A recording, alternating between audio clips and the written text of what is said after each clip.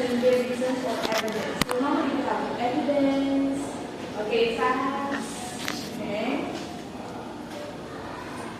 Diba? Ganito pa yung sa facts, hindi naman paano sa yung proof. Ano yung balabang bilang ang kaya paano? Wait, ang bilang source ko, okay, often used in essays, recommendations, and policy papers. Okay. Policy papers normally happens in research. Okay. For example, out of your research study in Maurang. Okay, so that is one of the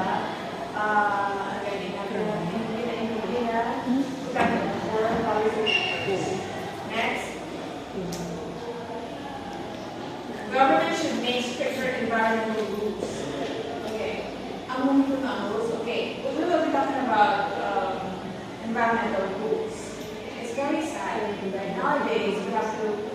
Our country is very poor. Why? Because of corruption. Because of flood control project. Those flood control projects. Okay. Aside from that, I think wrong practices of we wake up every day, we don't care. We live in our house, our environment, yeah. Okay? So why is it important? Show your opinion in house others are really. So let's move on to descriptive sentences. Okay, so we talked about descriptive sentences. What is the word here? What is the good word? Describe. Can you describe what you use? The sense of your senses. Okay? So when you're writing, you normally use your senses to try to describe. It's not only the things that you can see, but you can feel. Okay? You can touch.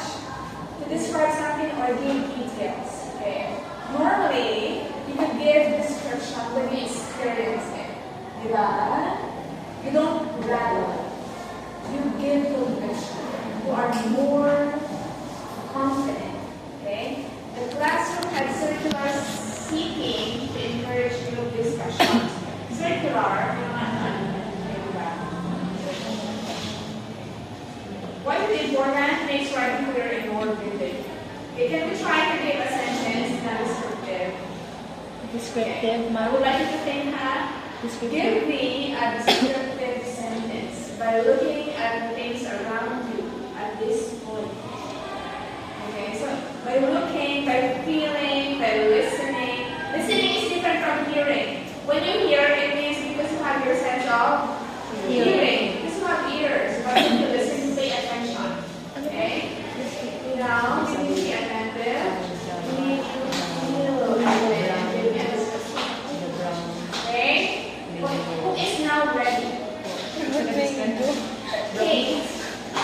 I can feel the cold air in my skin. I can feel the cold air hitting my skin. Hitting my skin. Okay. The cold air hitting my skin. Okay. Next, Dina, would you like to try? Go, Bina. Go, Dina. Go. Go, Dina. Call a friend, Mikay. Sa descriptive ng Yeah. the chair that I am sitting at is rough. Oh, on. On. On, gila. Is rough. Rough. Rough. Really? Oh, good mo na.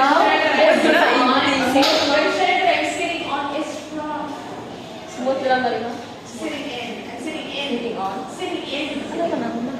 I'm sitting in the chair. Kabudal na ako. I think in because it depends on the chair. You are on this surface. These are all now. But you are putting In. you're positioning yourself. You're putting in. There's no sitting. Diba? Okay? Next. Alexa. Ano? I can see students walking around the campus. Okay. I can see students walking around the campus. Okay. So may alam around. Okay. So around is around. Okay. What about Christy? Christy.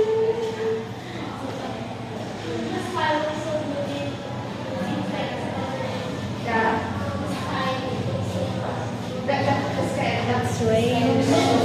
The sky looks so gloomy. Okay, the sky looks okay. I can see the white chair outside.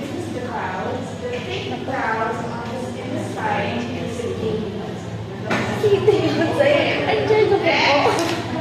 let us have a marriage.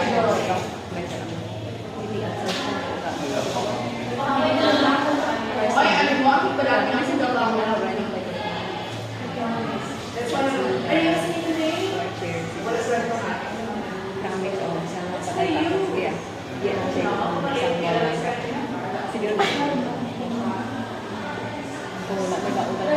Okay, I'll wait. I can see the white chair sitting outside.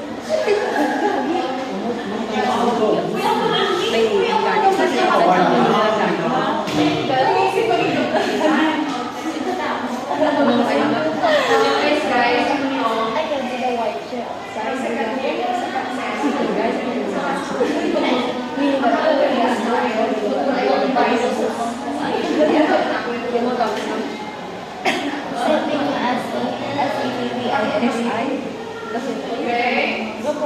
Easy.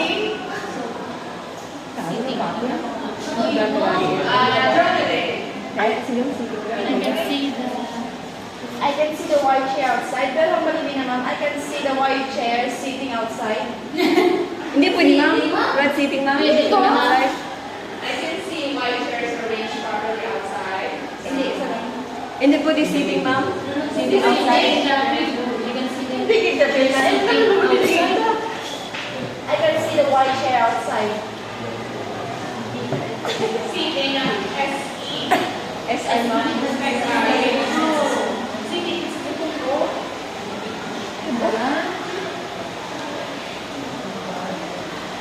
Setting By the way, S-E-T-T-I-N-G. Hindi. Okay.